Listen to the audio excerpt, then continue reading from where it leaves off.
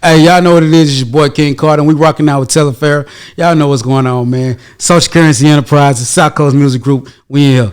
It's my one life, and I give it everything I got. I am music. I am sports. I am the culture.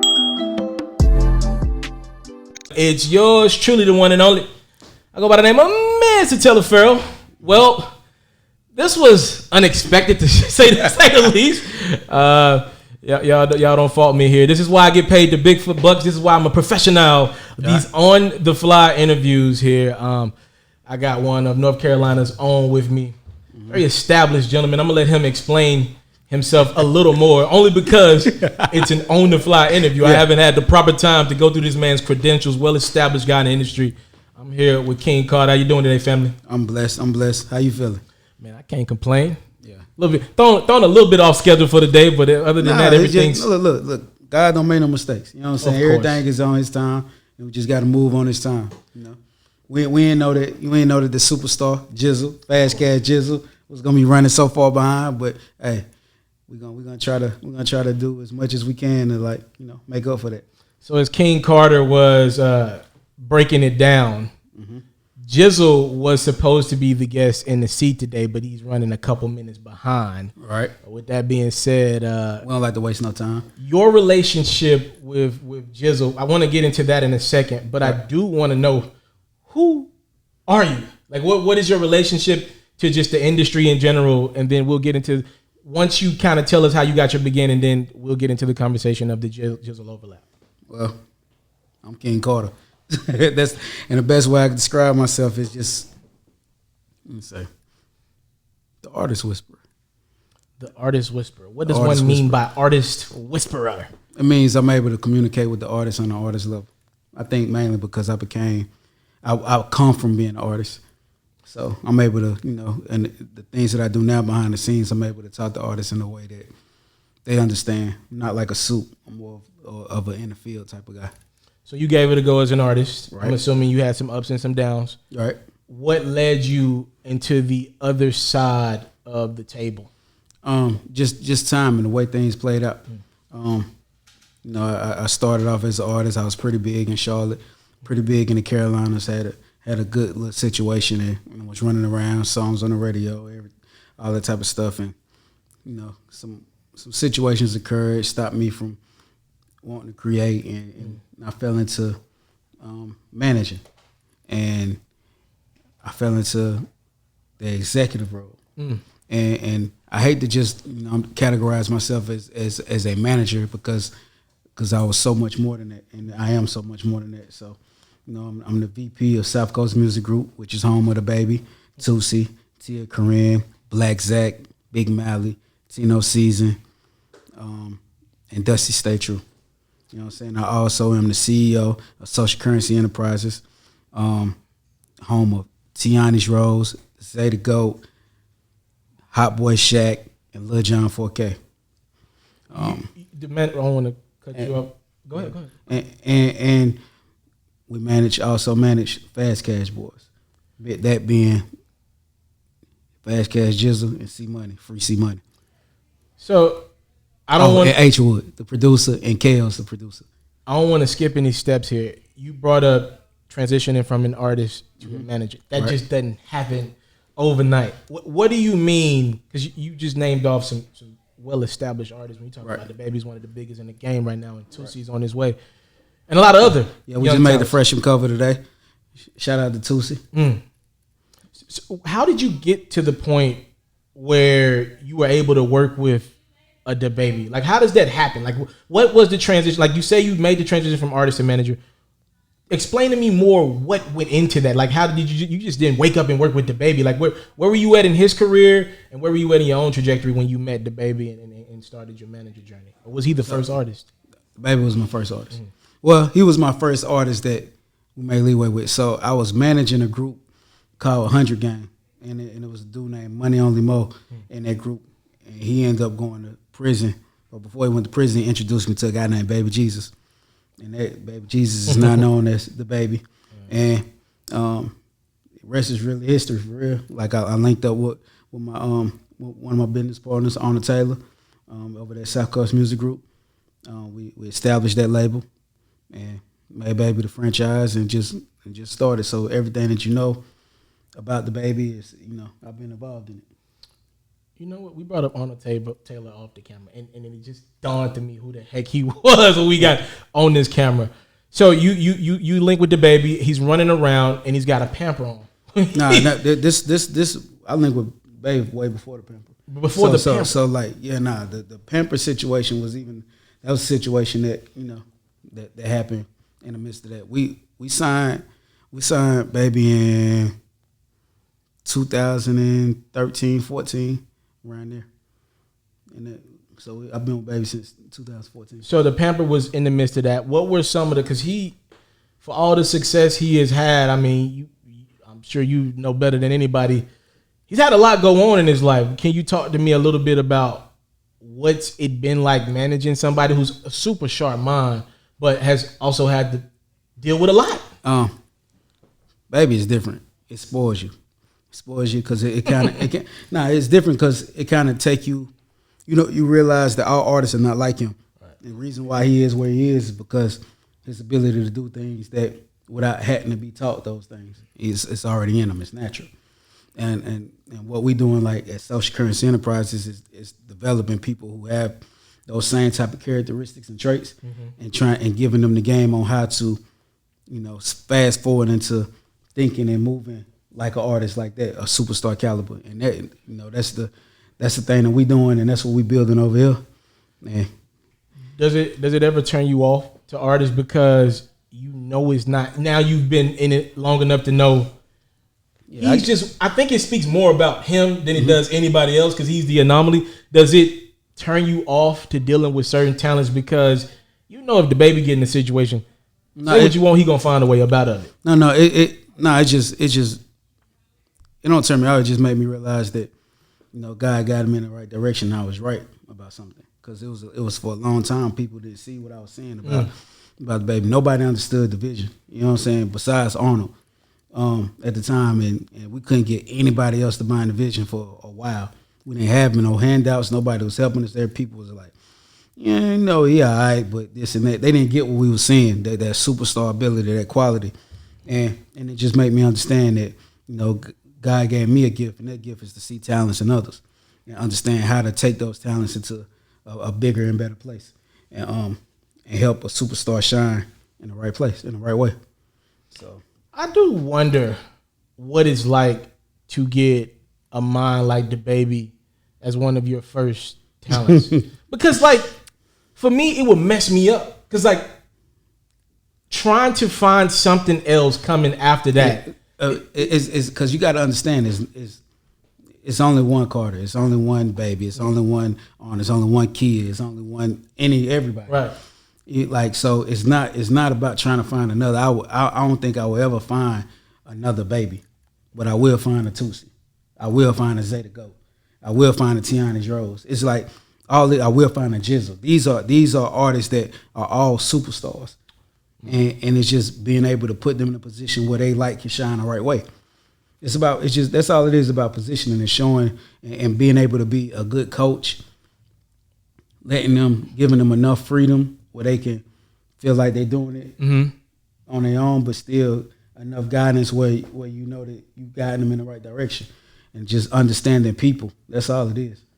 If the Baby is what we consider today a rap superstar, right? How many DaBabies do you think we have created in the last, since you say you started around 2013, 2014, let's stick with that time. It's only one DaBaby. But how many rap superstars is in the game today do you think we've created since then? A handful? 5, 6? What, you think it's 15, 20? I just think when it's the last 5 years been the Baby and it been the year of the babies. The years of the babies, the Baby and Lil Baby. I would throw Megan in there. I would say Megan, Cardi. Those are what I would consider. It ain't many. I think this number. I was gonna say my number is under 10. I like Megan. Not a rap superstar. What I'm getting. I think Megan is an extreme talent, great personality, great spirit.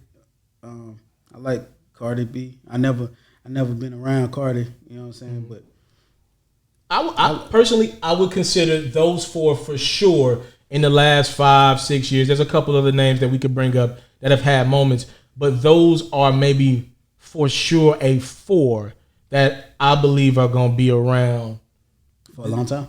At least the next 5 for sure. For real? At least I definitely think Cardi. She got a classic, and Travis Scott is another rap superstar, but his is a little different. How he was able to. See, I don't want to. Ain't gonna hurt no feelings. You said the babies though for sure. Yeah. How was that though with Lil Baby and the baby, the name situation? I mean, it was weird at first. It was because people would get it confused, but because the baby was the baby first, but Lil Baby popped off first. Mm-hmm. So was it one of those things where, like, you come on now, give me the scoop, Carter. How real did it get in those? Behind closed doors? How mad or angry or frustrated? What was the baby's temperament like with this? Nobody was, because it's just a name. Like, the crazy thing, Baby didn't want to change his name to the Baby. We only did that because we was having so much backlash from his name being Baby Jesus. I remember that. Radio. Yes. So we was just like, that's really the only reason we changed the name to the Baby. You know what I'm saying? So he didn't want to change his name to the Baby anyway, but when he changed his name to Baby, in that year that he wore the diaper to solidify everybody that this is a name change, he's no longer Baby Jesus at South by Southwest. It's the first year that we met Lil Baby. And he was running around with P and Coach K, and we was all staying in the same hotel, the Omni Hotel. That's that year Lil Yachty ended up beating up somebody in the hotel. I do remember this. But yeah, and we met Lil Baby that time. But my homeboy Shad was Lil Baby's road manager and manager at the time. I think he still is. So it was never no. To the public eye, I could think one thing, but y'all already knew behind the scenes. Yeah, we knew it. It was never nothing like. And when they linked, it was just, it was dope. The Baby to me is going to age like Ludacris. This is my opinion. I think he'll stick around, give us maybe 1 or 2 more classic bodies of work.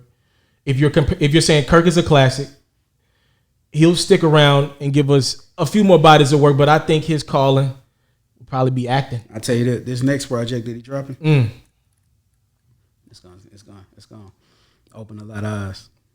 How is he doing after the passing of his brother and everything? I know he's had a lot on his plate. I haven't seen him do a lot of interviews as of late with COVID and everything. How's he doing? He's doing good. Okay. It's like he different. He handles everything in a different way. He's like nobody else I ever seen when it comes to handling serious situations. I never seen him phased or scared of anything. The Baby to me is like a Ludacris in regards to, I think the sky's the limit for him. He can rap. You say Ludacris, right? I put Baby in the same room as a Pac though. Here we go with the Pac. Here we go. No. Because 1,000 artists to compare themselves, and I don't want to come out disrespectful to. No. I'm not the artist though. Right. And I don't know if he'll even consider, but right. I'm just talking about like like everything from the controversy of following him to the ability to just be. It's not. It hasn't been a lot of artists that's been able to be such. I guess what you say, like the real nigga type of aura, and still be able to be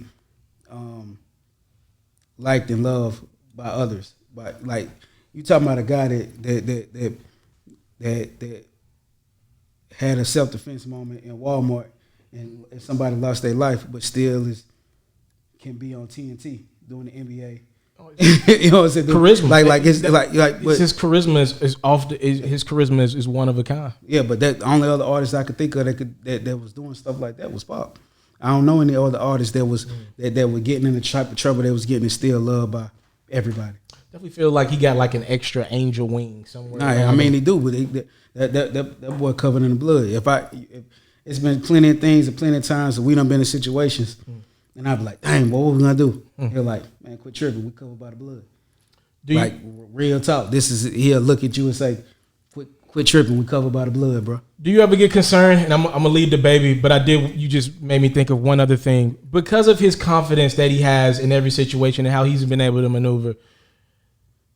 I listened to King Von's manager speak on Von, and from what I'm reading, Von walked around with that same confidence, and I'm not comparing Von and DaBaby in any way. Right. That same confidence, though, walking around knowing whatever goes on, I can maneuver my way out of it. Does that ever scare you as a person that moves with him from, when you do that arrogance, that one slip up day that he's a little off his game? Does that ever scare you? You talking about a person I never seen off their game, and I've been around him for years now, and I never seen him off his game. So it's like it creates a different type of confidence in me, as you know what I'm saying, as being a part of the situation. Like my confidence in him is like I already know he's gonna be good regardless. It's nothing that we can't get over. You bring up DaBaby, the rap superstar. What does an artist like Toosii bring to the game that interested you in working with him, and what do you think about the success that he's been able to have over the last calendar year? Toosii is different, man. Toosii is a case. Like, to me, Baby and Toosii are both case studies, because when we link with Toosii, case study. Yeah, like, because when I link with, because Baby was able to do something that nobody else was able to do, and we took that old school grassroots approach, went out for everything from handing out flyers and hanging up posters to going to meet people, playing the politics, shaking hands, kissing babies, doing everything, going to every radio station, and just building that real core, one fan at a time type of fan base. And I felt like that was the blueprint for all artists. Then I meet Toosii, and I'm like, Toosii. So and I meet Toosii, and I'm like, yo, first thing we need to do is go do this. We need to, and it's sort of like the same things that I'm telling of the stuff that we did with Baby. Right. He like, all right, big bro, yeah, da. But he goes and does the opposite and works online. And I never seen it work for somebody so perfect. Like Toosii, right now, if he ain't out doing nothing, he's at home. Like Toosii stays at home and works that internet. Right.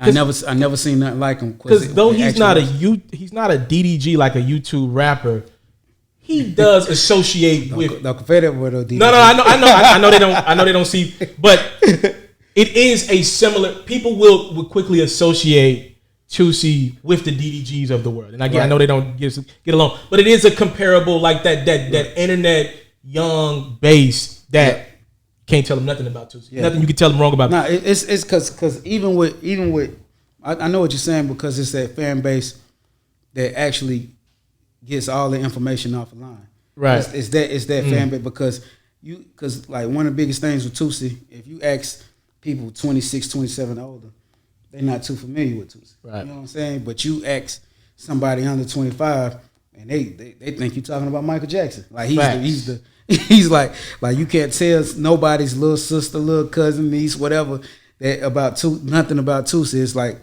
it's the craziest thing, because you see the difference in like what this generation thinks and what generation right above thinks. You know what I'm saying? It's just like a big thing with Toosii. But Toosii is a different type of beast. He's a workhorse. How old are you? I'm 37. You're 37. Yeah. So this would have never happened of yesterday. An artist, like you just said, be able to be comparable to a Michael Jackson, and there's a good chunk of the world that doesn't even know who the heck that. It's not. It's crazy. Weird is that to you? It's weird because it made me dealing with Toosii made me understand that it's really different worlds. It's like it's so many different worlds, and I don't even think Toosii understands how big he is in one world and how big he is in another world. And he just, for him, you talk to Toosii, he just think he ain't did nothing. You know what I'm saying? He's one of those type of people. He works like he got a chip on his shoulder, and he just want to prove to the world what he is, which is a superstar. But even from an analytical perspective, like how do y'all even gauge like what the music is really doing? Like if DaBaby goes damn near anywhere at this point in the country, right, and in a lot of places out of the country, if y'all say, yo, meet and greet at 5 p.m., if y'all tweet that out at 4:30, it's going to be packed at 5 p.m. Right. But y'all know DaBaby's tangible. He's touchable. Like, with a Toosii, we did it. We did it here. We did in Atlanta. With Toosii? Or yeah, we did. I think about a month ago, the the baby. I mean, Toosie's gonna be at DTLR, and the one over there by the airport. What's that? Camp Creek. Yeah, Camp Creek. The DTLR Camp Creek, and the line was all the way. But I would be. I mean, obviously, it could work in a city like Atlanta. Just so much going on. I would be so. I'm just trying to get into your world a little bit of how, like, because these numbers, you don't know where these numbers. Oftentimes, you don't know where these numbers center, how much this translate over into business. Nah. With me, I do. I study. I'm a numbers guy. So like, I really look at like, okay, like, hold on. Like, I'm gonna show you like I like the type of stuff that I study. So like, I go to Spotify for artists, and I might go to like this. I go to Toosii. And I see like, look, it's 15. We have 15 million streams all the time on that project right there. But then I go to the analytics on Spotify and see, okay, what cities are rocking with him. I see that he got in the last 30 days he got Chicago and Atlanta is his number 1 and 2 markets. So now I know where to concentrate in the other markets that he don't. Like for instance, like I'm trying to get him more involved over there in the West Coast. So now he's doing collabs with like Mozzie and stuff. I see. So like we work it so he can get the places that he weak at, we can concentrate on, and the places that he's strong at, we concentrate on. Does it ever get? I'm not gonna use the term frustrated. It's different, but how do you feel having you see an art? I'm sure you've done countless things in the past to help break artists. But to see this dude just get on his phone, Why you out and about like trying like we gotta do this? It's that won't tell you. It's different because it's like I actually got to watch it and see it. I would have never said. It's one of those things that like I don't never think I know everything. Okay. But when I do know something, I'm very confident in it, and I'm like okay, and I'm very sure in it. And I was sure that one of the ways that we was gonna have to break Toosii was more the grassroots approach. And we did. So like when I say case study, did it different, and it's not like a label's job, manager's job is just to enhance what the artist is already doing. So that's the biggest thing I try to tell all the artists that I rock with, and the artists that I'm developing. Like we're not here to be the artist for you. You know what I'm saying? If you depended on us, then you in the wrong place. We need to depend on y'all to be able to do things, and we can enhance what y'all doing. You don't ever get concerned about that being like one of my big scares. As quickly as you can grow an artist, I mean, you can grow a talent off the internet. For me, I get scared because it feels like as quickly as that base will turn on you, or just go to something else. Yeah. You know, oftentimes it's a young base that just, come on, we were both young. We just go to different things. That's the difference between like say a Baby fan base and a Toosii fan base. Toosii fan base has more likeliness to turn, or you know what I'm saying, right, or have a lower attention span when you do the plus part of going out there and grinding and meeting people and like when you shake somebody's hand or you have a personal experience with them, they'll forever be connected with you. So you had those fans that's gonna forever be with you. But that's like Toosii is doing it now though. Like I don't know if you're watching or paying attention, but watched his Breakfast Club interview a couple weeks ago. It was a good one. He's taking the internet and making it grassroots, involving people personally through the internet. Like the CD that we just dropped, Thanks for Believing. He did 10,000 copies. Super impressive. He hand autographed 10,000 copies. You know what I'm saying? Where was that at? Where was that at? I mean, he just just sent it. He did it so you could pre-order. And you got your own personal autographed copy of Toosii's album. And it's like stuff like that where you can touch fans and have a personal connection with them, because those are 10,000 people that's gonna forever be a Toosii fan and forever gonna remember.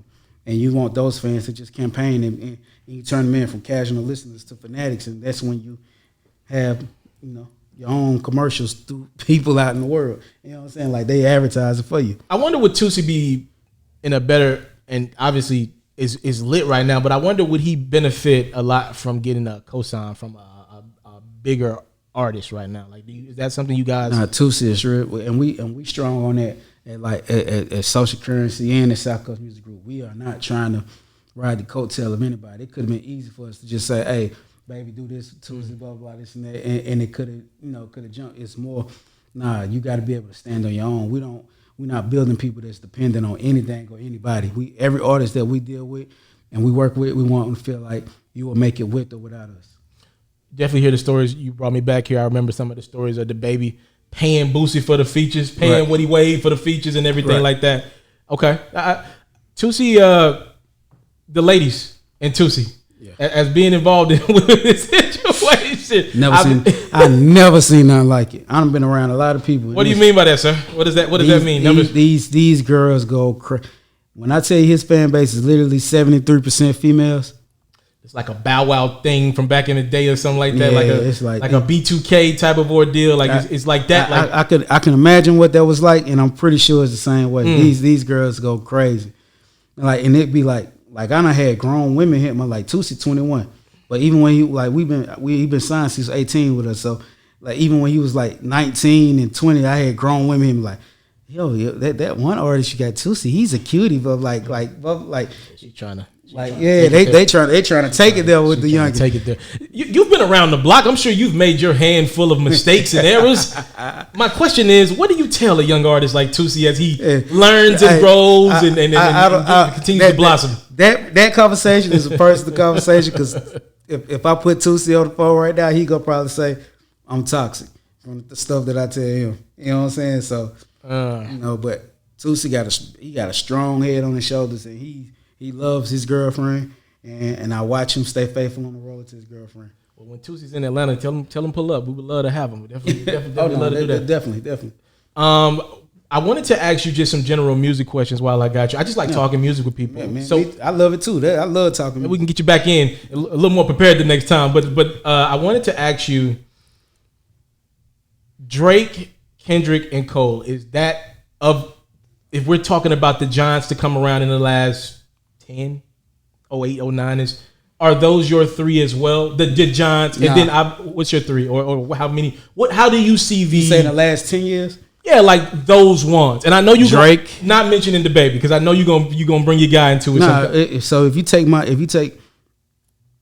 baby out of it, because to me, baby is you love your guy. That's my guy. But I mean, honestly, he's the one that brought entertainment back to hip hop, man. You know, just if you pay attention, how many number ones that Drake had since Baby's Run? That's all. You know. So it's just Drake for you. That's all I got. Nah, it's Drake. I'm a huge Kendrick fan, but it's not enough out there for me to continue to be. I was having this conversation behind the scenes the other day. I cannot believe because he dropped Damn top of 2017, I think March. But crazy, I like Damn and I like Good Kid, Mad City. I'm not a fan of the Pimp a Butterfly. Me neither. But those are two for me classics. Damn and Good Kid. I'll put them in the classic round.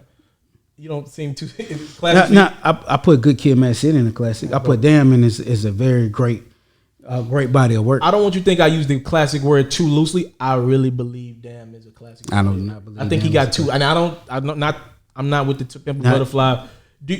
J. Cole, to me, Carolina Brethren. That's the Carolina Brethren. But, well, people probably gonna judge. Oh Lord, like J. Cole is dope. One of the dopest lyricists that you ever hear, right? But I gotta be in the mood to listen to Cole. It makes sense. Cole is dope, but you gotta be in a. I want to listen to music. To listen to Cole, and I can't lie, Cole is still one of the best performers I've ever seen in my life. I watched Cole do a concert and probably not even leave a 6 foot space, and it was I felt everything he was saying, every word. It made me like the whole music, like the whole project better. Well, I think sometimes he makes music when you get to that level, it's. You know you're torn when you drop a project. Sometimes I feel like part of the disconnect with just commonly listening to him is he make musics for that bass because he's hitting that stage. Right. But see, Cole could be a bit like, I need more energy sometimes. So like not saying like it got to be all upbeat because I'm really like a guy that really likes to ride and listen, but sometimes it's just the tempo of things and the cadence of things that sounds so the same. It won't, like Cole I have like, damn, that's a dope song, but do I want to replay it? Do I want to keep listening to it? I might not want to keep like the replayability on it. Do you think that's a us problem or a Cole problem? And I only bring that up because I feel the same thing with Cole. Like off season, incredible rapping on that album from top to finish. But like you just said, will I go back to that bad boy? I don't know. And it's not like the bars are stuck in the moment or anything. It's just one of those ones where I feel like the replay value isn't the greatest. It's like music, entertainment, and art is all the same. Like some stuff you want to keep. Like I can watch Friday over and over and over and over. Of course, again. Yes. But it's other movies that I can watch, and it's not. It's like Fruitvale Station. That's a great movie, but I can't watch it over and over again. You know what I'm saying? You're right. But I can watch some movies over. Like it's the same thing with music. Like it doesn't take away from the fact of it being a great body of work. It just doesn't have that replayability. But I think most of Cole music does not have that replayability. Well, 2014 Forza Drive I played till I'm blue. Now you know what's crazy? The first two albums of Cole, I definitely played. I played, and I loved it. But it's just like afterwards, it's like, okay, I need something different. And I don't know if it's his beat selection or, you know what I'm saying. I just wonder, is that a us problem though? Like, have we been conditioned to think it's not an us problem? It's just that's what it is problem. Because at the end of the day, music is the only thing in the world where everybody counts. There's nobody that don't count. So it can't be if we feel that way, it's somebody else that feel that way. And if not, we're gonna end up convincing somebody. Somebody's gonna listen to this interview and say, damn, I ain't never noticed that. I feel the same way about Cole music. Right. Damn, he said the same. I feel the same. And it's just and that's why every single person counts, because a lot of people don't even have their own minds made up or understand why they like or don't like something. It's just there. And now, you know what I'm saying, we are able to put like articulate what other people are feeling anyway. You know what I'm saying? So it's not a us problem. That's just what Cole music is. We were talking about Kendrick. I wanted to get your opinion on what I was about to say. I don't think Kendrick one of the greatest lyricists. I do not. Well, what bothers me is we went, because he dropped Damage 17. Trump was in office. Right. Damn. He from Cali. Kendrick seen Kobe pass away. He was actually one of the last interviews with Kobe. Kobe, obviously, California. Right. A pandemic happened right after that. And we've gotten nothing. You spoke a little bit about not enough. Is that what you like? That is going to be baffling. We timestamp where we're in the world. We got nothing. I'm saying, but and that's why I can't consider Kendrick one of the greatest, because it's not enough. That's why people ask me why I like Tupac more than Biggie. I love Biggie's flow, but Pac gave us enough. I don't know how consistent people are gonna be. Jay-Z is the motto of consistency. Lil Wayne, it's the motto of consistency. Drake, it's the motto of consistency. The Baby, if you keep going. Lil Baby, if you keep going. The mottos of consistency. Well, Lil Baby is gonna keep going. But you know, like you gotta be consistent and keep banging on. Keep banging, because if not, you just gonna be. People gonna be forgotten. You gonna be forgotten. No way he didn't have anything to say. Like, it is wild to me though that he's been this quiet through all that. I just wonder, I think is he second guessing?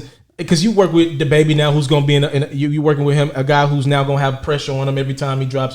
Right. I wonder, is it the pressure?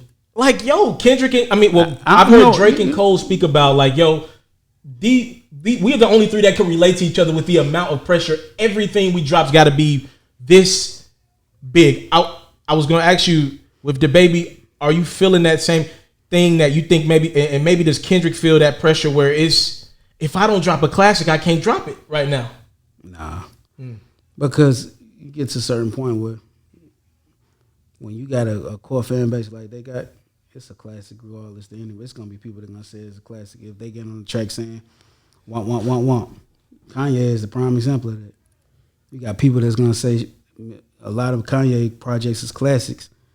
That's not. Man, And he been some mid for the last 7-8 years, bro. yeah, but Kanye has also gave us some of the greatest bodies of work ever. 100%. My Twisted Dog Fantasy, man. You know what I'm saying? Like Kanye is a different type of beast. But that's why I know, like, my Mount Rushmore is definitely not gonna be Drake, Kendrick, and Cole. Drake. We're talking about for the last 10. Last 10 years, I put Drake up there, but you can't forget about people who are consistent and make you feel. You cannot do Kendrick. Man, yeah, I can. Two classics. Who has two? Nobody else would have two classic bodies of works in the last. I'm talking about influence and right. like influence. Like if I'm talking about everything, you gotta like people might judge me for this because it ain't. I'm not talking about lyricism. Right. I'm just talking about bodies work make you feel and the impact on culture. Future. No, I didn't say that Future wasn't on it. My thing was if Drake, Kendrick, and Cole got to be on it. Drake, Future, Kendrick, and Cole. That's the four. No. Maybe Nicki, Drake. If you want to play that game. The last 10, that I know that's been like a talking point. Nicki for the females. Not for the females. If that female audience correlates over it, who's the Mount Rushmore? Is it Nicki or is it Future or is it? Are you going Drake, Kendrick, Future, Nicki, or where's your? I'm going Drake, Future. I feel that. I'm fine with Future making that list, but for me, it would have to replace Nicki though. I can't. You're gonna do that. I can't go Cole. I can't go. I'm not talking about go Kendrick. Of the last 10. You can't put Cole on that. Nah, man. People get marketed as these type of artists, and it don't really be what it is. It's like you're not really controlling the go. Like it's other people that's doing the same type of number. Like the only person that transcends through all of that is like I put Nicki over Cole and Kendrick. No, bro. So I'm going Drake. Ken, you Cardi, you wild. Hey. You wild. I can't. You come on. If you're telling me of today they don't deserve to be on the list, show me a group of young people that want to be like J. Cole. Show me a group of young people that want to be like Kendrick. Want to dress like him, talk like him, move like him. I don't think that's the. If you're telling me that, then nobody wants to dress like a Drake. Obviously, a lot of Drake's sound is prevalent in today's music. No. You had people that want to dress like Drake. You have people to it. He don't. That's not really his. No, but you have people that want to. You have people that want to get their hair cut like Drake. You got people that want to get their parts and everything in their hair like Drake. You got people. It's a lot. It's a lot of stuff that Drake does that people want to do. How many people want to be like Nas? A lot. Nas was that guy. But I'm saying obviously you hear people say they want to be like Hov a lot more. I'm saying like, that doesn't take away from that. But coming up, you can say that. Who's the best MCs? Biggie, Jay-Z, and Nas. Like Jay said it himself. Like doing their team, you can say that type of things. Like it just out of that. It's like if you taking it now, Jay-Z just happened to be the Drake of that era. So it went. People went and Nas was just who Nas was. Jay-Z was that one that transcended. Drake is that same thing. So when you talk about a Drake, a Future, and then Drake, Kendrick, Cole, and I'll debate you Future and Nicki. Nicki created a way. Like it's like, bro, Nicki can say something right now, and you're gonna have tons of barbs and like her impact, his influence on culture is different. I'm talking about like so many people want to like categorize people because they rap a certain type of way, do something as backpack or superstars or they having real content. It's tons of artists is doing the same exact shit. They just don't have that same marketing value. Jay-Z co-signed J. Cole. Dr. Dre co-signed Kendrick Lamar. They were co-signed by Toosii Great and Wayne and Drake. So when you talk about and Nicki with Wayne, so when you talk about like, to me, I'm thinking about people that came in the game self-sufficient, did this, became superstars, influential. Drake just transcended into some whole different stuff. That's that debate in you. Because y'all did it that way. Because y'all were able to. I don't take away from the Kendrick and Cole because they had a Dre or J co-sign. They still had to deliver. Drake. This is what I'm saying. Drake. You got to think about this though. Drake would still be as big as he was whether or not Lil Wayne co-signed. I don't know that, by the way. I feel like with the music he make and the influence, like it wouldn't. I didn't hear about Drake and fall in love with Baby You the Best. I didn't fall in love with that song because I knew he was connected to Lil Wayne. I didn't know he was connected to Lil Wayne when I heard that. I heard he was Trey Songz artist. You know what I'm saying? It helped a lot, and you know what I'm talking about. It helped a lot in a lot of hoods around America to see Lil Wayne attached to Drake. A lot of people would have never gave Drake a shot if not the biggest rapper in the world. Baby, you when he made Best I Ever Had, it became so big that Kanye West came and directed the video without nobody even knowing Lil Wayne was attached. So you can't say that. Like nobody knew Lil Wayne. Like Drake would have been, to me, in my personal opinion, Drake would have been big, just as big as he is with or without the Lil Wayne co-sign. Like I say, the Baby would be big as he was without me or on him. You know what I'm saying? Like it's just the route and the road that you take. But if you can't tell me, I can show you a bunch of guys that sound like Kendrick. I can show you a bunch of guys that I can really show you even more guys that sound like Cole. I personally know guys that sound like Cole. From Fayetteville, North Carolina, that sound exactly like him. Well, you just discredited it, though. No, I'm not on your Mount Rushmore. No, but because you're saying they're on the Mount, like, but if you take away a cosign from J. Cole, who was paying attention? If you take away a Jay-Z cosign, if you take away a Dr. Dre cosign from Kendrick Lamar, is he Kendrick Lamar? I don't know that, but I also am appreciative and respectful to the fact that because a lot of guys have gotten that. You want to be politically correct? No. I'm not being.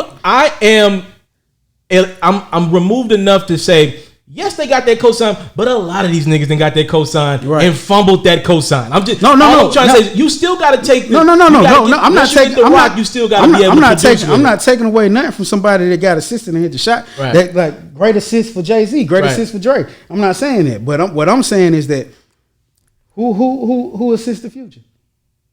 Future has the Dungeon Family. He had some early cosigns. I mean, so you heard Dungeon Family come out and say, I heard Future. I heard Rocco, Future on another early one. Yeah, you had Rocco. Rocco wasn't a hip hop heavyweight. Rocco was fair. That's fair. Atlanta heavyweight, a regional heavyweight, but he wasn't a. Future had some cosigns, man. I think that was a bad. Future had some cosigns. Future had a lot of people in that pot, but I do understand the premise of it. Future was the other guy on Racks on Racks on Racks, bro. Where's the other guy that who? No, I'm not talking about YC, but I get you. I get what you're saying. And he got like Future got it out the mud. That's why I can respect what Future done done. That's why I'm like Drake is that type of guy because you was gonna like Drake's music he made undeniable records. We gonna agree to disagree. I cannot believe you don't got Kendrick and Cole on your top. Before I get you up out of here, for Mount Rushmore 4, if you could predict for 2020 to 2030. Right. I know the Baby's gonna be on that list. We ain't gotta just go ahead and fill that one spot. The other three, if you could predict the future here. The Baby, Toosii. I know you. I should have said no Toosii. Hold on. The Baby, Toosii, Zay the Goat. I see what you're doing here. The Baby, Toosii, Zay the Goat, and let me see. Non-biased. Lil Baby. You can't non-bias me after you done win bias 3 times. Please, Ken Carter, please promote anything that you got going. We got this social currency, and my main focus in life right now is making sure that this social currency enterprises project that we partnered up with Empire to do is a success and groundbreaking and doing something. Social currency enterprises will be the digital age of Motown. We will be that label that breaks 4 to 5 artists at one time. Where the only thing you're gonna be talking about is social currency enterprises and what they're doing. We got a project called Full House coming out, and it's gonna be huge. It's gonna be big. It's gonna change the tempo of music. It's gonna change what people feel like good music is, and and we're gonna give them the game in the way that they need to be given the game, and the world is gonna appreciate it, and we all are gonna appreciate the world for loving and accepting us and making sure that we are the cool thing to talk about, the cool thing to be like, and we're gonna show you what it's like to have superstars on your team, not just stars, not just good song makers, but superstar artists, personalities with the ability to make you want to be like them, dress like them, love them, talk like them. Everything that you want to do, you're gonna want to mimic that after that. This project is dope. We got great features. We got a great team behind it. And it's gonna be super big for the industry, and I'm excited. And I don't use the word excited a lot because I don't get excited about nothing. Well, you get excited about, but I get excited about No, I don't get excited because it's work we got to do. It's just showing you that there's more work that we got to do. You can't get excited about nothing until the job is done. So when the job is done, then I get excited and try to celebrate. But I never let a win go to my head or a loss go to my heart. We just stay focused, keep working, and this project, Full House, it's gonna be big. We got Young Blue on there, Rich Homie Quan on there, Toosii on there. You know what I'm saying? We got Bootsy on there. We got a ton of good industry features, and it's just all new artists that's gonna be like a breath of fresh air for y'all. Hot Boy Shaq, Tiana Rose, Zay the Goat, Lil Jon 4K. Can't nobody do what they do. I can't let you leave. When I met you just like a few minutes ago, Jizzle on there. You brought up Free C Money on there. Something being named, a building being named after you, and I got to get you out on this.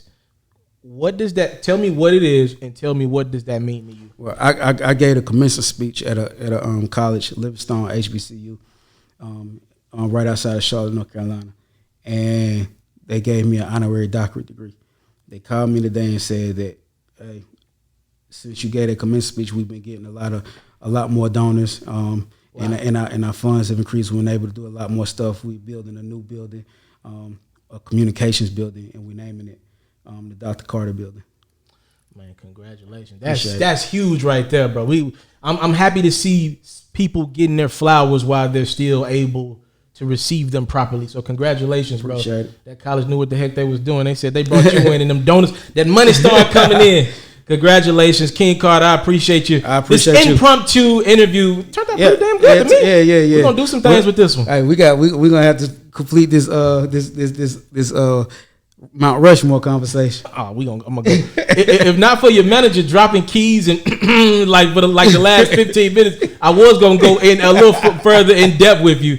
But no, I thank you so much for coming in and inviting me. Shout out to D and Kia the Wiz. Please shout them out. I'm Makia Clark.